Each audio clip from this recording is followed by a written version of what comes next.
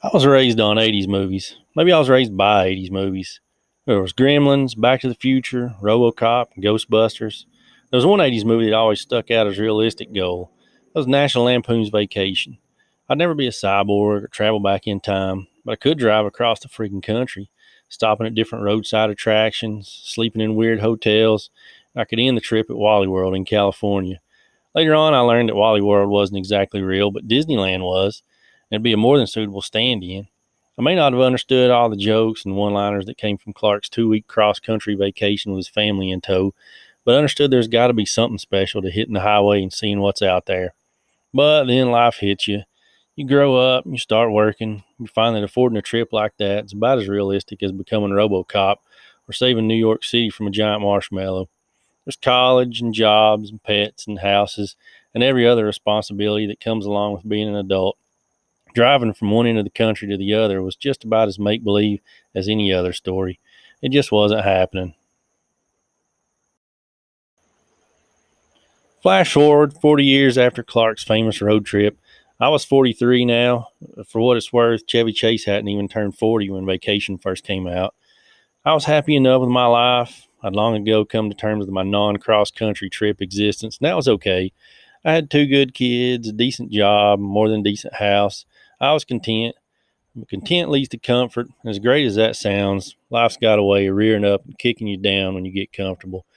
That's exactly what happened when I got a call at work letting me know my mom was in the hospital. I saw my mom all the time. She lives right next door to me. Often I'd be reading a book on my front porch just to look over and see her doing the same on her porch. We'd each read for a while, then I'd walk over and visit. She never seemed bothered to put down her book and stop reading.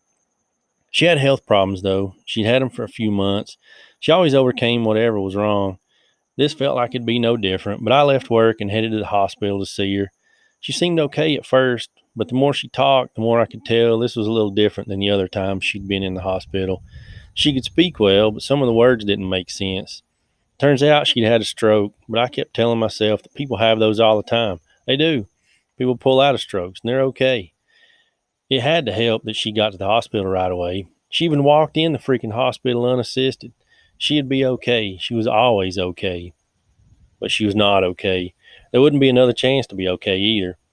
This isn't the time for the full story, but 24 hours later, I was telling the nurse to go ahead and turn off life support. 10 more minutes and she was gone. I'd watched her take her last breath, and that's something I'll never get over. After my mom died, I was freaking lost. I don't know what to do when this happens. It feels like everybody goes on with their lives somehow. It looked simple for everybody else too, but it didn't feel so simple. I had to go through everything that was her freaking life. I didn't have to do it alone, thankfully, but it still felt like I was alone. One thing I figured out was that she owned some land, some businesses too. It was property that I had no idea about, but also had no need for myself. A more rational person might have used it for something smart, but I wanted to be done with it, so it was easy to convince myself to sell it. I was able to turn it into a pretty good chunk of change, more than I'd ever had in my life at this point. I paid some bills, stashed some away for a rainy day, and held a little for myself. I wasn't sure yet what I'd do, but I kept enough in an envelope in my desk for whatever therapy I'd end up needing. There's only so much time that can pass after hitting the cold, hard floor of depression before you either blow your freaking brains out or you adapt. Thankfully, I adapted and at least hit the pause button on splattering my brains on the ceiling. I reverted back to anything nostalgic. I no longer listened to any new music, stopped watching new movies, put down new books. I was only listening to music from my past, only watching movies from my childhood, and to be honest, I wasn't reading anything at all. I was moving backwards, but I guess that's better than not moving anywhere. I hibernated at home, played lots of Super Nintendo on one TV, had another TV going with DVDs of movies that took me back to a time when nothing mattered, back before I'd told an old lady to go ahead and pull the plug on my mom. There's only so much Star Wars, Star Trek, and Stargate that you can watch before you come back down to earth and drag out some comedies. I may not have been feeling very much fun, but I had held hope that old favorites like David Spade, Eddie Murphy, and Chevy Chase might help lighten the mood. Seeing Clark Griswold show his family their travel route on an old Atari looking computer actually got me a little excited too. I started thinking maybe this could be real life. I kept staring at that envelope stuffed with blood money, connecting the dots in my head. The Grand Canyon looked freaking awesome when Clark and Ellen gave it a quick look. Google told me it's 28 freaking hours from my house. 28 hours. That seems like a lifetime. Looking further, Disneyland is 33 hours. It felt like it was on the other side of the world, but for the first time, it was within reach. So, what else could I do besides the Grand Canyon and Disneyland? The Griswolds really didn't make that many stops. They did Dodge City, but I didn't want to stop there.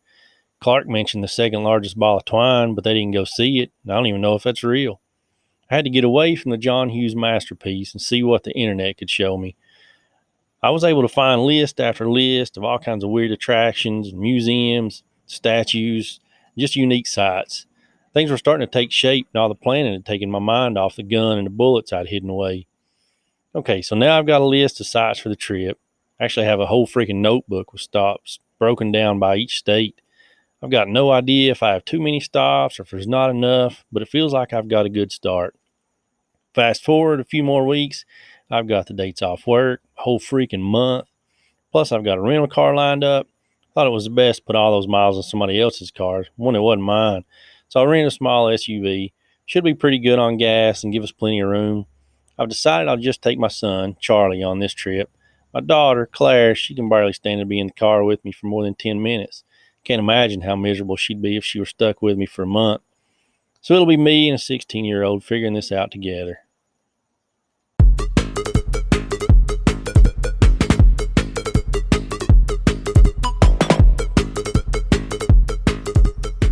You remember the beginning of National Lampoon's Vacation?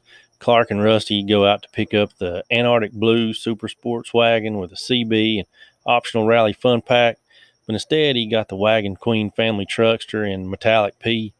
Well, that sort of thing does actually happen in real life, just with a little less flair. So in the rental car, I'd chosen a Nissan Rogue. There was fine print that also read "or similar." That should be easy enough to drive all over God's green earth and be comfortable enough for Charlie, my son, and I. It was anything but luxurious, but it was nice enough to ride, keep me from dreading a month as a rubber tramp. I woke up early. It was supposed to be the first day of this journey, and I was itching to get going. I was supposed to pick up the rental as soon as the place opened for the day. Everything we were taking was packed and ready to go. Suitcases full of clothes, cooler full of junk food, drinks that had way too much caffeine. All I needed now was to get the freaking car, take it home, throw all this crap inside, and hit the road. In my head, that was pretty simple and stress free, but I was wrong. I got out of the shower to see a missed call on my phone with a voicemail waiting to be heard. Listening, I heard the guy at the rental place let me know they had a car for me, but they were running a little behind, needed to drop it off for an oil change. It should be no later than 11 this morning. That was the empty promise anyway, but I could deal with that. I still had 4 weeks, plenty of freaking time to get everything in, make it to Disneyland as the main event. It was a bummer, but it wasn't the end of the world. It was just going to set me behind a few hours. I talked myself into staying in a good mood, saw it as a good excuse to spend a few hours with Claire, my daughter, who I wouldn't see for several weeks once we got going. 11 o'clock rolled around and I still hadn't received a call back about the car. Around 11:15, I started impatiently calling them, but I got no answer. Time after time, the same result. It rang and rang until finally I got a voice recording saying that everybody was busy and to try back later. That wasn't really helping my mood. When the clock finally hit noon, I had Charlie drive me to the rental office to check things out myself. The rental company's lot was pretty empty. There were a few vehicles in the employee spots and a couple tiny cars scattered around the rental parking area, but I was too naive to feel uneasy. I thought maybe they had my Rogue around back, was all gassed up, ready for me to sign my name and get the keys. I hadn't even left yet, and I was already wrong for the second time on this trip. I was annoyed at not receiving a call that the car was ready, but I couldn't take too much fuss once I got inside. There was only one dude in the building, despite multiple cars in the employee spots outside. The guy looked flustered and stressed. He also had his kid sitting in the corner, playing a game on her iPad. I couldn't yell at the dude in front of his kid, so I kept my cool, remained level-headed. He did apologize and admitted he had been so covered up they hadn't been able to call yet. On the bright side, my car was ready. He handed me a couple of key fobs and had me follow him outside.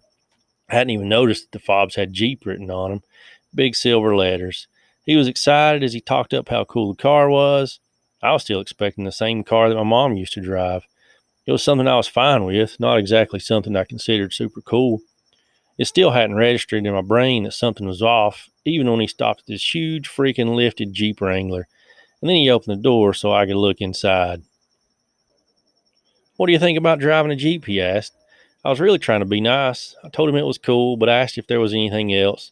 Remember earlier when I said that the whole bit where Clark gets the wrong car can actually happen in real life? Well, this is what I was talking about. Granted, the Jeep did look awesome. The dude wasn't wrong. It was cool. I had to jump up to get inside. It had huge freaking tires that were meant for mud holes and rivers. The problem was that I needed tires for the interstate, not off roading. I wasn't preparing to go on an expedition to Everest. I was going to freaking Disneyland. I was aggravated, but I bit my lip and rolled over. I was already late hitting the road, and I could clearly see that there wasn't anything else available other than a few giant 15 passenger vans. I didn't think those could possibly be any better than this Jeep, so I signed on the dotted line, opted out of their insurance. That part will come back to bite me later. And I left in this combat assault vehicle. At least I was finally going to get this trip started. By 1 o'clock, I'd already made it back home, the second coming of the family truckster, packed it full of everything two hillbillies would need to survive California, and we were on the highway. I had Memphis punched in as the first destination. Since we were several hours behind, we wouldn't make it there until late, but it would be a good stop for the night anyway, and we could start the next day by checking out a few things around Memphis.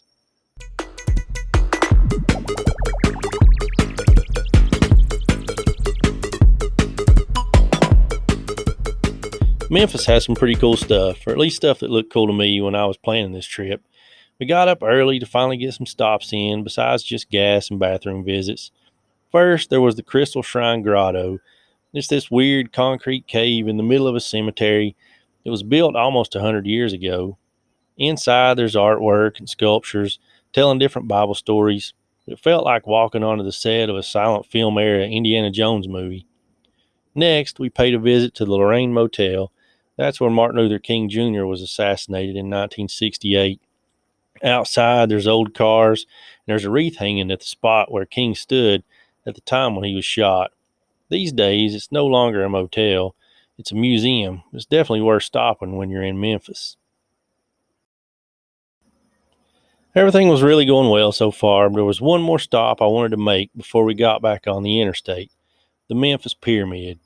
It was built as a huge arena where the Memphis Grizzlies played basketball. I'm pretty sure it's been used as a soundstage for a movie and was even the site of a couple Mike Tyson fights.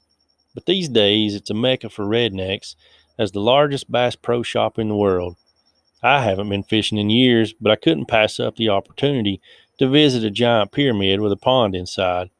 It did look pretty friggin' awesome from the outside. Here's this huge pyramid made out of glass and metal. It's right in Tennessee. There's a bowling alley inside, a restaurant, even a freaking hotel. And we just walked around, we took it all in before we headed back out to the monstrosity of a Jeep that was waiting for us in the parking lot. As soon as we walked out of the pyramid, we were greeted by this friendly bald headed dude wearing orange robes and a huge smile. He had a long beaded necklace hanging all the way down to his waist and a leather bag that hung from his shoulder. He walked up and handed Charlie and I each a bracelet. It was a cheap plastic bracelet that was made to look like wood, with a plastic Buddha attached at the center.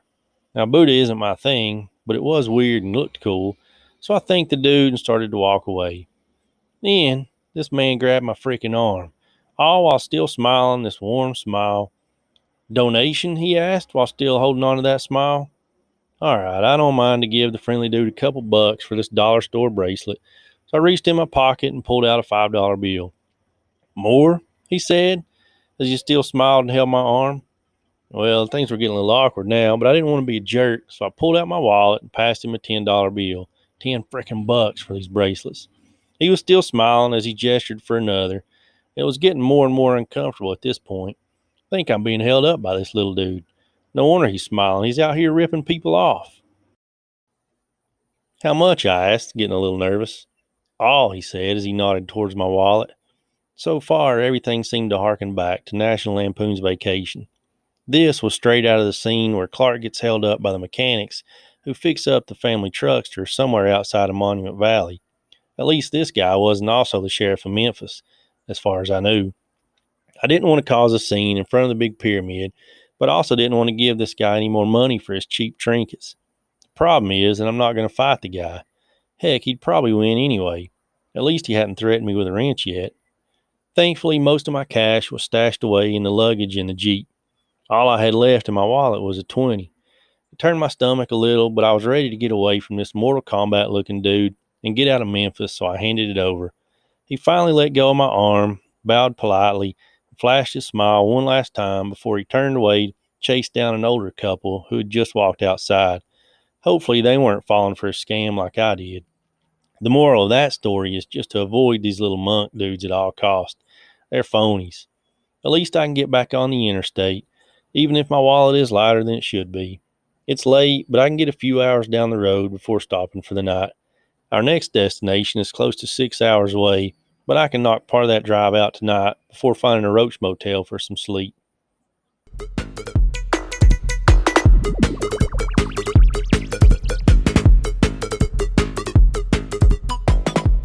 I remember being on a trip to Houston with my dad. This was probably around 1990 or so. We went through Louisiana, we stopped in New Orleans. It was cool, but that was my only experience with the Creole state. But I had other plans for Charlie and I. Gibbsland is a small town in northern Louisiana. It's famous for being the spot where Bonnie and Clyde were gunned down, ending their infamous crime spree. And that's where we're headed. There's a spot in town that used to be a restaurant. It's called Ma Canfield's Cafe. And Bonnie and Clyde were passing through. They stopped there at Ma Canfield's around 9 a.m. This was on May 23rd in 1934. They got a bite to eat and then headed out of town where a posse of lawmen were waiting for them about 7 miles down the road. That's where they were gunned down while they were still driving. Ma Canfield's Cafe is now the Bonnie and Clyde Ambush Museum. It's a treasure trove of memorabilia from their spree. The museum's got pictures, newspapers. They've even got the bullet-riddled clothes that the duo were wearing when the run came to an end. Just about everything is in here except for the real car. There's even a cat roaming around the place. You know it's a roadside treasure when there's a cat calling the place home. We made it to Gibbsland in the morning since we'd done half the driving from Memphis the night before. The museum hadn't opened yet, so we headed out to the ambush site. It was only about a 10-minute drive, but I had to kill an hour before we could come back and check out the museum, so we went ahead and drove on over. It feels like being in the middle of nowhere. I guess it kind of is. It's just down a small road, though the road is at least paved. There's two monuments down here, surrounded by mud and gravel, right by the road. One monument looks a little newer, a little more official. That one is dedicated to the law officers who were part of the ambush. The other monument almost looks homemade. It's gouged and dented. Looks like it's been hit with everything from hammers to bullets. And I think it has. The damage seems fitting, though. It does make it look like the cooler of the two monuments. It's pretty cool to be here in this random spot in Louisiana. Imagining what it would have been like to have been in the same spot almost a century ago when a 1930s Ford came barreling down this road. I'm sure it would have been a dirt road all that time ago. Probably would have felt even more remote back then. The sound of all that gunfire would have been intense. There were 112 freaking bullet holes in the car alone. I've got to imagine even more bullets were fired that didn't hit the target. Now it's silent out here. Not even a single car came down this road while we were snapping pictures and taking it all in. It didn't feel like it took too long at all for an hour to pass at the ambush site, so we headed back into town to visit the museum. It's completely worth a visit. There is a car here. It's not the exact Ford, but it's one just like the one that Bonnie and Clyde were driving. There's so many photographs, some taken by the fugitives themselves. There's even pictures of the bodies after the ambush if you want to see that kind of thing. The history represented inside the ambush museum, it is a bit grisly, but it's an important part of Americana. I don't want to glamorize Bonnie and Clyde, not at all. Their story was freaking interesting. They weren't heroes, they were scumbags. They went on a 2-year crime spree, robbing banks, murdering people along the way. In all, they killed 12 people. That fact can't be whitewashed. And from one crazy piece of history to another. Finishing up in Gibbsland, combined with the fact that it was still morning, meant that we should have time to make one more stop today at another place rooted in sinister history, Waco, Texas. If you're like me and you grew up in the 90s, you remember all about David Koresh. He was leader of the Branch Davidians, a cult founded in 1955, 4 years before Koresh was even born. Koresh led many of his followers to their end just outside of Waco in 1993. Their compound, known as the Mount Carmel Center, was the site of a shootout between several groups of law enforcement and the cult members that lasted for 51 freaking days, saw 86 people killed. I was 12 years old when the wacko in Waco was plastered all over the news. I wasn't quite old enough to understand exactly what was going on, but I could tell just how important it was. There was no way back then to escape news of what was going on near Waco. I didn't know what, if anything, was even still out there, but I wanted to get as close as possible to where the site once existed. Oddly enough, Mount Carmel compound showed up as a destination in Google Maps, so it was easy to find. We showed up early in the evening, but there was still plenty of sunlight left in the day. You have to go down a long dirt road, so the combat jeep was filthy by the time we got there, but it was built for a lot worse than this. We turned off the main road, came to an open gate, and another dirt road here too. There wasn't exactly a welcome sign on this gate, but there also wasn't anything saying we should turn around, so we drove on through. There were a few trailers on this road, but I could see the church up at the top of the hill. We continued on. It looked to be about 200 yards up to that church, which I was assuming was the spot of the Mount Carmel Center. There were a couple trailers that we drove by, a few people outside one of them. They just waved and went on about their business, which really helped ease my nerves. I was getting kind of tense, and up until that point, I wasn't sure if we were welcome here or not. I stopped by a small marker near the church so we could get out and explore. The marker looked just like a gravestone, was dedicated to the members of the ATF who died here. The ATF executed a search warrant on February 28, 1993.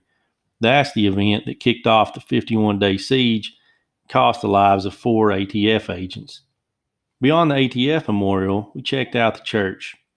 The door was locked, but there was a sign outside welcoming to the branch, which seemed to be the new church group that sprang up from the ashes of the Branch Davidians. Beside the church is where true signs of the past can be seen. There's concrete on the ground, it's all cracked and buckled. That's where the original compound stood. A hole in the concrete is marked by a small sign informing us that this is the location where mothers and children perished. It's a haunting thought. It gives a lightheaded feeling just to be standing here, peering into this vault. There's more concrete marking other buildings that made up Mount Carmel.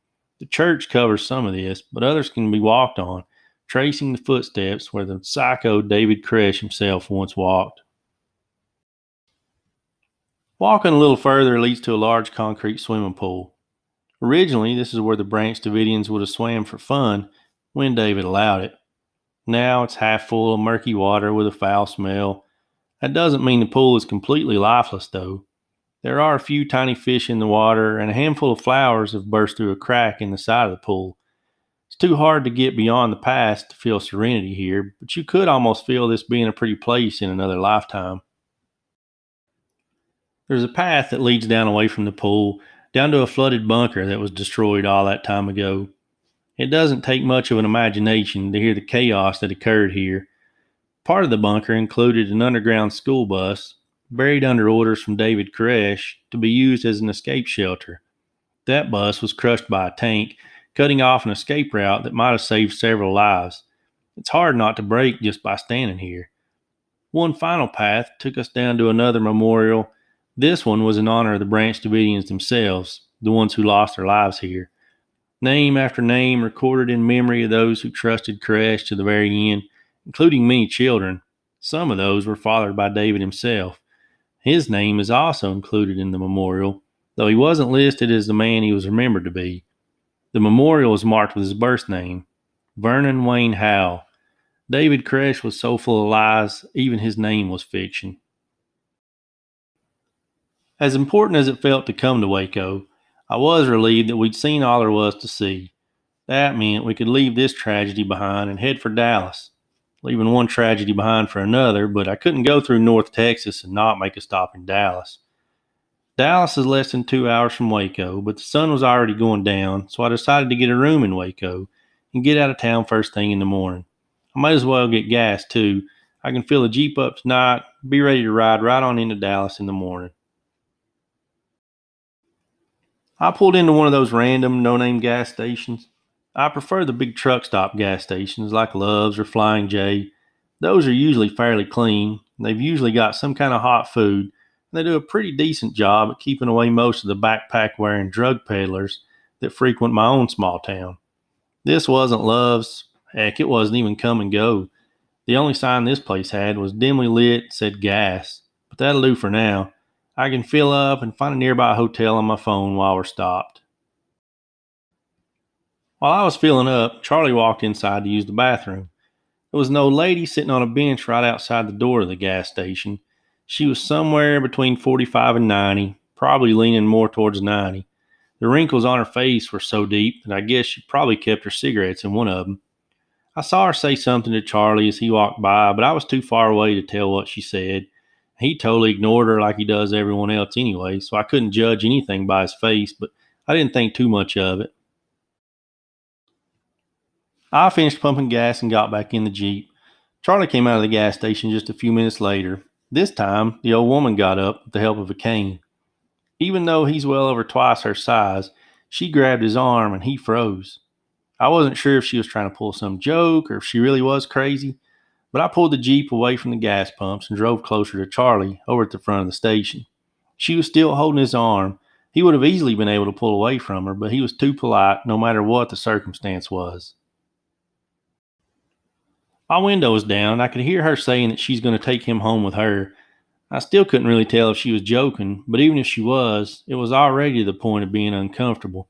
I spoke back from inside the Jeep, sort of half joking, but also half concerned, letting her know that I better get him back home with me or I might get in trouble.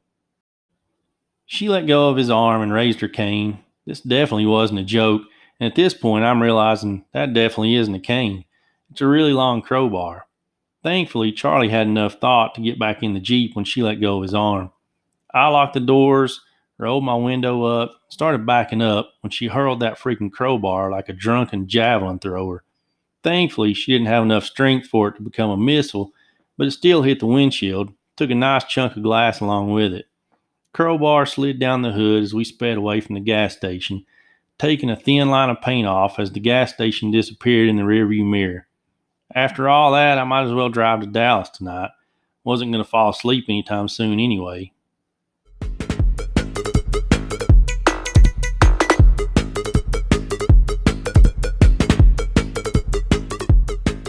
I didn't get much sleep last night. I'm pretty sure Charlie didn't either. That crazy lady had us both torn up for a while. I wasn't feeling super great about the windshield either. I'd only made it to day 4 and was already regretting my choice to opt out of the rental company's insurance. I had no clue what kind of headache this would cause, but I tried telling myself it could be worse. We stayed in a halfway decent hotel just outside of Dallas. When the sun came up, I went out to get a good look at the damage in the daylight. The hood had a deep scratch where the crowbar had slid down the Jeep. That was ugly, but wasn't going to ruin any drive. The real problem was the windshield. There was a large chip of glass missing from the driver's side. It would be right in my line of sight when driving.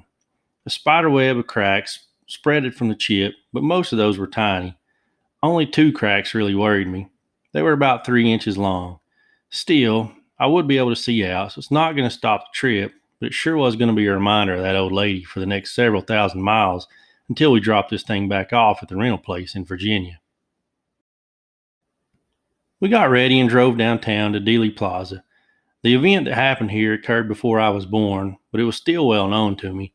There were multiple conspiracy theories surrounding the assassination of JFK, the 35th President of the United States. I'm still not really sure what story to believe, but the known fact is that Kennedy was in fact in the back of the car, riding through Dealey Plaza when somebody, probably Lee Harvey Oswald, basically blew his head off. It was still early in the morning, so things were relatively quiet surrounding the plaza. There were cars driving by, but nobody was out walking besides Charlie and I. At one corner stood the Texas School Book Depository Building, the building famous for being where Lee Harvey Oswald worked. The sixth floor of the building is where he made a sniper's nest and waited for the presidential motorcade on November 22nd, 1963. Just down from the school book depository is the infamous grassy knoll. It's a small hill that some believe was the site of a second shooter. There's a wooden fence at the top of the knoll where it's thought this mysterious other sniper was hiding. That fence is still there today.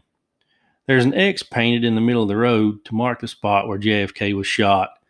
Being this early and with very little traffic, we were able to stand on the X and take in the eerie quiet of an early morning in Dallas.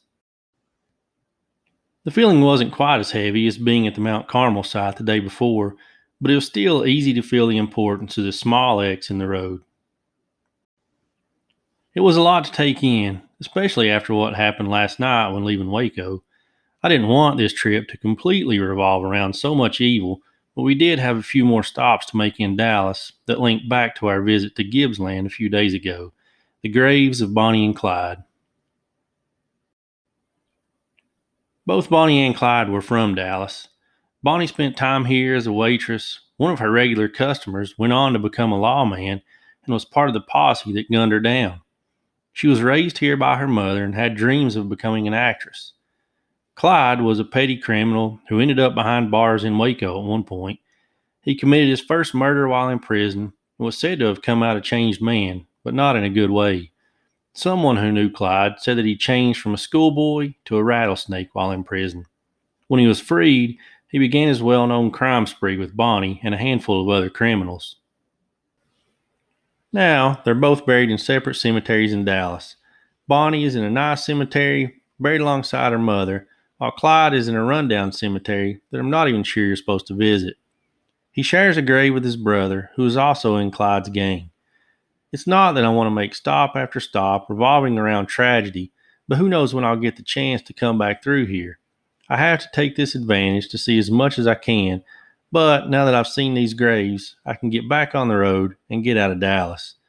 It's still well before noon, but it's already hot out. The thermometer on the dash in the Jeep says it's pushing 100 degrees. There's one more place in Texas that I want to see, hot or not, so we head towards Amarillo.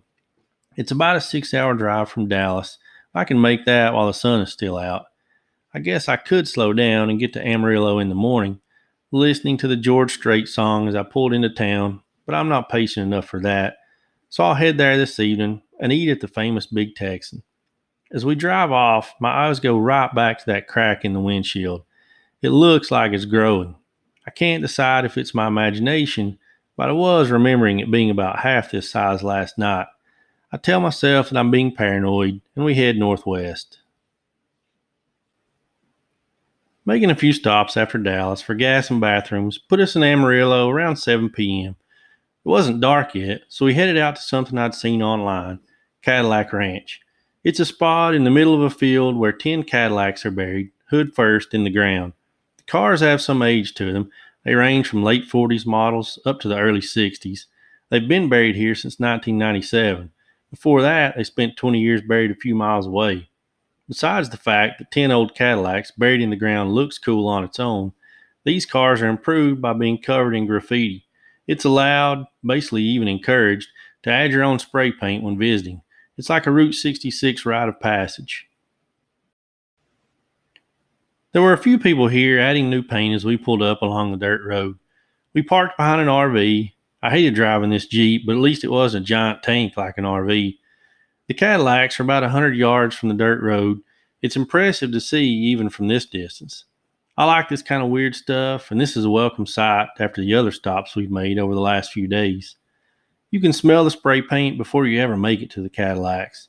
The paint is on everything from the fence to the trash can by the gate, but it's concentrated on the cars. They're absolutely freaking covered with hundreds of layers. Looking at them up close, they look like they're more paint than car these days.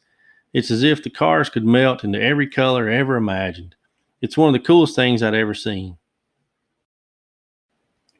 Charlie and I didn't bring our own spray paint, but there were cans of it laying here and there. We picked up a few until we found some that were still about half full and added our own names to the countless layers of paint. It probably wouldn't take long for someone to come behind us and add paint over our names, but it added to the vibe, thinking that our names would be forever safe underneath more and more paint here at Cadillac Ranch. We were checking out the cars and all that artwork when we heard a loud noise. It sounded like metal scraping against metal. I looked over towards the dirt road, towards where we'd parked the Jeep. The behemoth of an RV that we'd parked behind had pulled forward into a ditch before backing up and scraping the side of the Jeep. The driver of the RV either hasn't realized what's happened or he just doesn't freaking care. They're back on the road and leaving while Charlie and I are a full football field away. We make the walk back to the Jeep. The RV is long gone, but left white paint down the passenger side. The vehicles must have just rubbed as there's not any dents in the Jeep, but the passenger side mirror is missing. Once again, I'm regretting my decision to ever leave the lot in this freaking Jeep. I've got no doubt the next time I'll be using their insurance, not my own. On the bright side, I can still drive this thing, so we head to the Big Texan Steak Ranch as the sun starts to set. The Big Texan is an Amarillo restaurant famous for their free 4.5 pound steak. But it's only free if you eat it in an hour. Otherwise, it's $72. We're not going to try for that, but I still want to check out the place and get some Texan food. It's just a short drive to the restaurant from the Cadillac Ranch. I'm completely convinced that this Texas heat has made the windshield crack grow. There's no doubt in my mind of that now, as the crack has grown to about a foot long. I talked myself into not worrying about that. The day is almost over and we're getting ready to eat some good food. We pull up to the Big Texan, a large yellow building with a neon cowboy for a sign. It looks perfectly Texan. There's a large bull statue out front and Texas flags flying all over the place. It's exactly what I wanted it to be. We walked in and were seated pretty quickly. After ordering mountain oysters and a couple of steaks, an old cowboy walks over to our table carrying a guitar. I'd seen him making his rounds, singing and playing at tables. It was cool when it was from a distance, but it was kind of annoying when he made it to our table. He asked if I had any requests, and I tried to politely tell him no thanks, but he wasn't one to give up easily. "I bet you don't even know any country songs," the old Willie wannabe said. At this point, I was getting beyond slightly annoyed. I grew up with a dad who constantly listened to singers like Marty Robbins and Conway Twitty, with a healthy dose of Alabama and Glenn Campbell thrown in as well. I worked in grocery stores where Johnny Cash and Ralph Stanley shopped. As a side note, Johnny Cash was cool. I won't say what I thought about Ralph. Back to the point, I knew country music. As much as I didn't want this guy to be singing to me while standing a foot and a half from my face, I wasn't going to let him insult me. Besides, it was obvious he wasn't going anywhere until I requested something. "Can you do Waylon's Lukenbach, Texas?" I asked the old man, who was probably as old as the town the song is named after. He smiled as if he approved and then broke into the song. As weird as it was to have him serenade us while we ate pig testicles, he did a really good job, and just over 3 minutes later, he had finished and moved on to annoy a different table. We could finish eating these balls in peace. The rest of the meal was uneventful, other than somebody successfully finished their 72-ounce steak dinner. We finished our measly 16-ounce steaks and got back on the road. It was dark out now, but I could still drive for a few hours. I wanted to at least make it into New Mexico before we stopped for the night. There's a town named Tucumcari not far over the New Mexico border. In the heyday of Route 66, Tucumcari was a hot spot for travelers. Plenty of old motels, souvenir shops, and restaurants. The cool thing about Tucumcari is that it's holding on to that past. Many of the old diners are still open, serving a mix of Tex-Mex and burgers, while the old school motels are offering throwback rooms for a pretty decent price.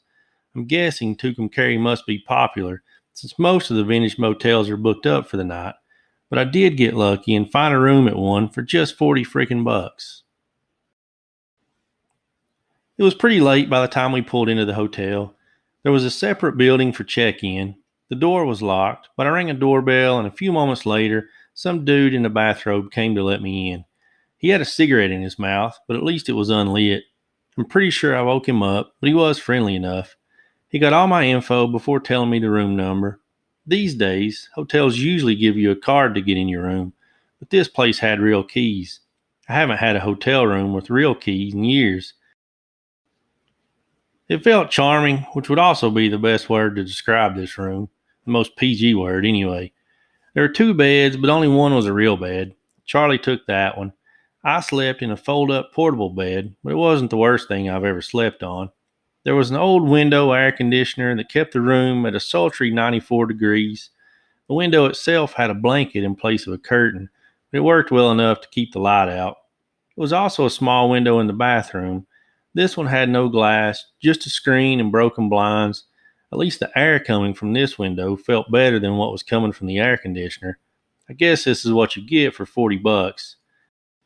As a plus, it's a break from watching the crack in the Jeep's windshield continue to grow, and I get a break from just looking at that freaking monstrosity of a wrecked Jeep outside anyway.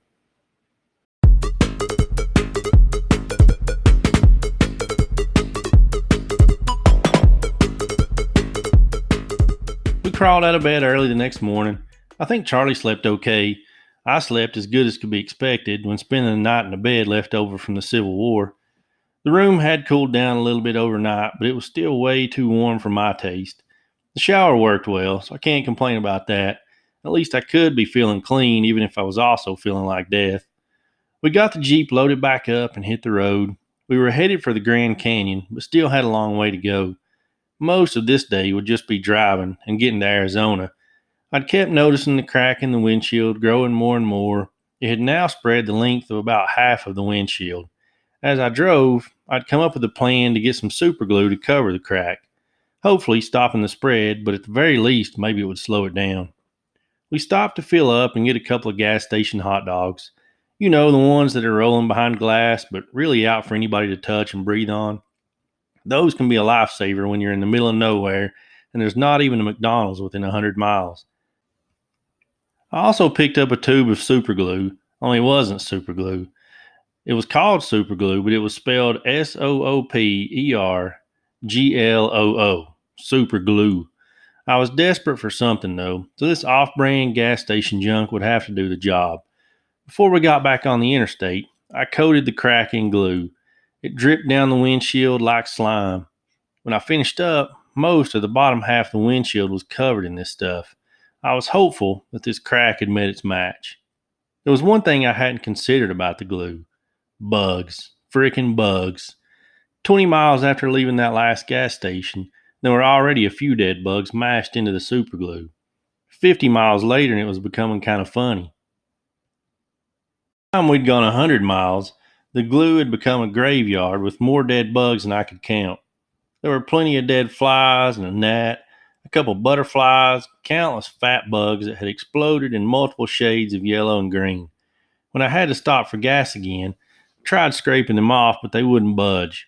All these bugs were permanently decorating the Jeep now, but at least the crack hadn't grown any more. The next several hours just consisted of driving, with an occasional stop for gas or just to get out and walk around for a minute. It was anything but boring, though. The landscape had changed from dry, sandy field to red rocks and giant cacti. Arizona looked like another planet, and I freaking loved it. I'd never seen anything like it before. Barring the fact that the Jeep looked like it'd been through war, this was becoming an awesome trip. Eventually, we passed a series of abandoned stone buildings. There was an exit less than a mile later that read Two Guns, and since I didn't have any clue if it was safe, I figured we might as well stop. I've never been one to make great decisions. I would later learn that Two Guns had been a popular tourist stop along Route 66 going all the way back to the 1920s. These days it was just a ghost town, but that's what attracted me to stop. This was the first time it had really paid off to be in this Jeep. If I'd had any other vehicle, I probably wouldn't have driven down the disappearing road to check out these buildings, but this thing was tailor made for driving over rocks and broken roads. I took the Jeep as far as I could, but eventually the road disappeared completely over a mini canyon, so we had to get out and we explored on foot. There were several buildings that weren't much more than remnants at this point, but everything looked really freaking cool. One building originally housed a tiny roadside zoo. You can still make out letters spelling mountain lions painted on the front. Around back are broken pens where the mountain lions lived alongside Gila monsters and cougars, and this was almost 100 years ago. There were other buildings too, in varying states of decay, but none of this was like the abandoned houses I'm used to seeing back home in Virginia. The buildings here in Two Guns were made out of stone with wooden roofs. Most of the roofs were long gone while the walls still stood in place, but there were some that still had the roofs. I'm sure this place was bustling a few generations ago, but now there was nothing more than a few lizards sunning in the heat. The solitude made it feel even more like a postcard, but the heat made it feel like an oven. Don't ever let anybody tell you that it's okay just because it's a dry heat. Only idiots who haven't experienced it would say that. Two Guns has history going even further back than the 1920s. The Navajos murdered over 40 Apache here in the 1800s. The Apache were hiding from their enemy in a cave, but the Navajo found them. They lit fires at the entrance to the cave so they could smoke the Navajo out. Each one that ran out to escape the cave was shot and stripped of anything valuable. When Two Guns started attracting tourists, there were still Navajo bones in the cave. Most of the skulls ended up being sold as souvenirs. Once we'd explored all that remained of Two Guns, we headed back to the interstate. We weren't far now from the Grand Canyon, something I was really pumped to see. Clark Griswold stopped here on his way to Wally World, so it seemed fitting that we should make the stop too. The Grand Canyon may have only had a minute or so of screen time in Vacation, but it looked like it was worth seeing in person. The one thing I never expected about the Grand Canyon was that it's in the middle of a pine forest. Admittedly, my research on it had been from National Lampoon and Joe Dirt, but I was expecting more of the same desert we saw around Two Guns.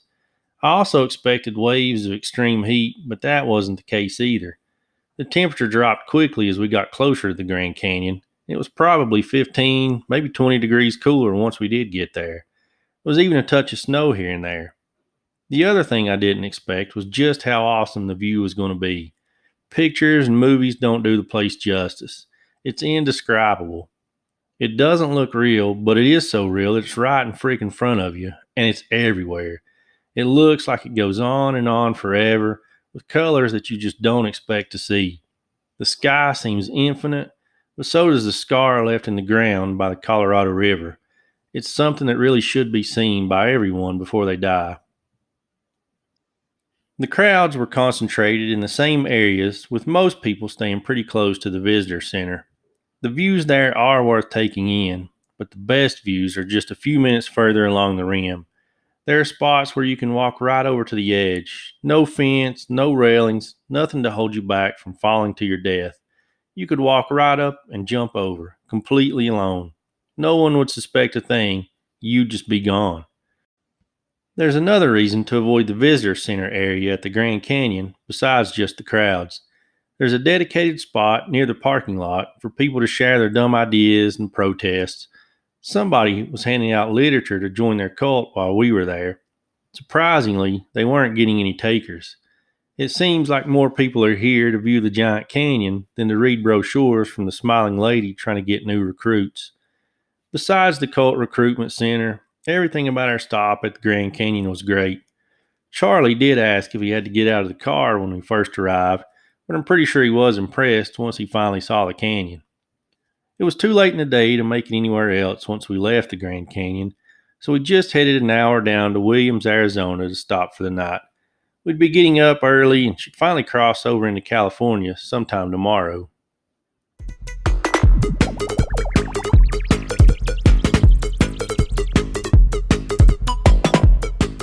We started early again.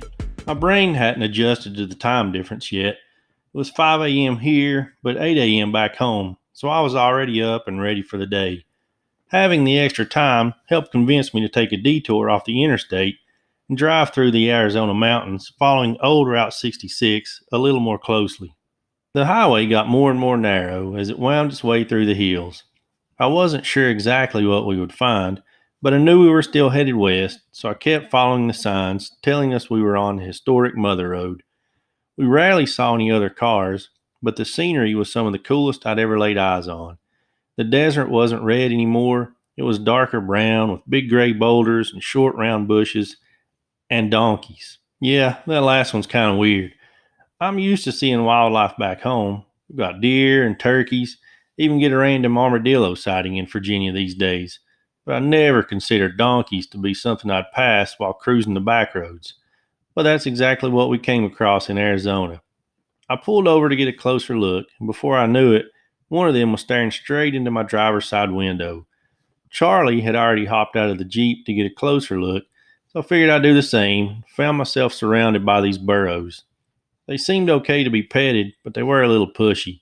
I assumed they wanted food, but I didn't have anything to give them. I don't suppose donkeys want Slim Jims and Pop Tarts. The fact that I wasn't holding any food didn't stop them from being so interested in us. I wouldn't have called them aggressive, but they were zealously friendly. I had to slowly step back and barely open the Jeep door to get back inside. They were standing so close that I couldn't make a big effort out of getting away. They were like the bums who stand outside the gas station.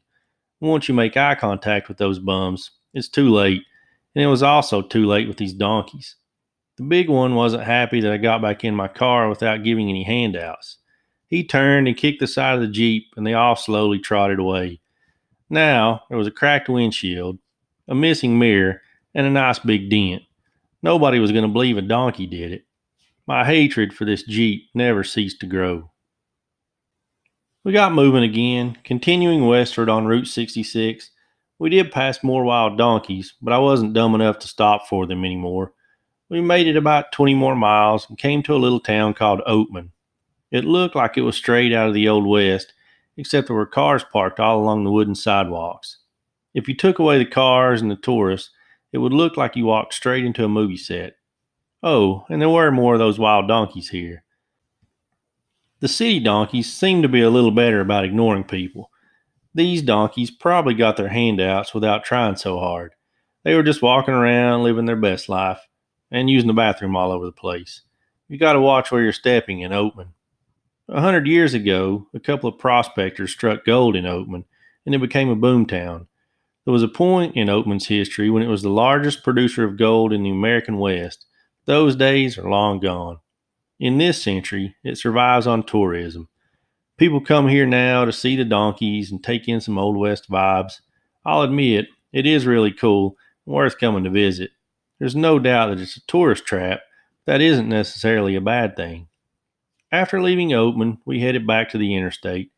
I was determined to finally cross over into California today. Oatman wasn't far from the border, but I was getting anxious to make it across and start seeing some of the Golden State. So we left the donkeys and Arizona's Black Mountains behind for Southern California's oddities and ultimately Disneyland. Remember that movie Pee Wee's Big Adventure? When Pee Wee visits the giant dinosaurs in the desert? I found out it's a real place in California called the Cabazon Dinosaurs. There's a 65-foot tall T-Rex and a Brontosaurus that's 150 feet long. Together, they make up one of those stereotypical roadside attractions from the 1960s, and there was no way I was going to pass through the California desert without stopping to see them. We made it to Cabazon in the late afternoon. We were welcomed by desert, but also palm trees, which was different from the Arizona desert, and of course, the dinosaurs. Back when Pee Wee was here, there was a restaurant, the Wheel Inn Cafe. That's where Large Marge's ghost dropped Pee Wee off after telling him the story of the worst accident she had ever seen. Pee Wee realized he lost his wallet, so he ended up washing dishes to pay for his meal and then watched the sunrise from the mouth of the T-Rex. The Wheel Inn is long gone, but the dinosaurs remain, and so does Pee Wee, as the T-Rex is painted up to be wearing the iconic gray suit and red bow tie that Pee Wee made famous. Another great 80s movie visited the Cabazon Dinosaurs too. The Wizard was a Fred Savage movie revolving around Nintendo and Mario Bros. 3 that ended here at the dinosaurs. It was basically a giant commercial for Mario 3. They even came inside the Brontosaurus in that movie. You can still go inside these days too. It's a dinosaur themed gift shop. Southern California turned out to be a paradise for 80s movie locations.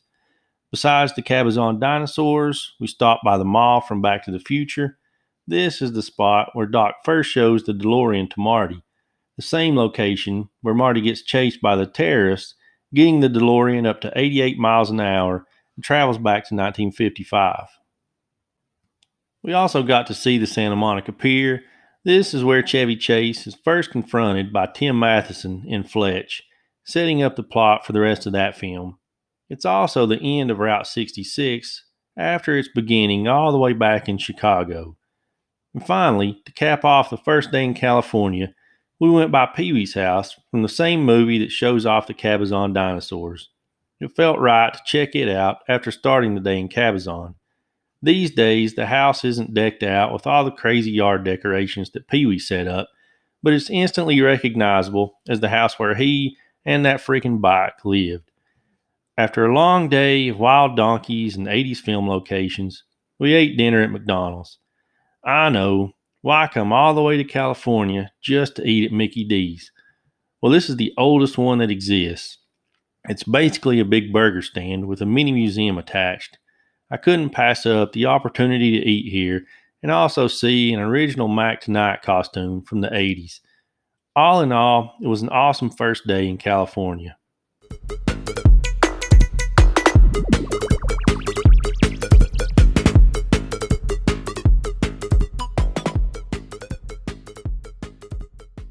It's finally here. It's really been a full week.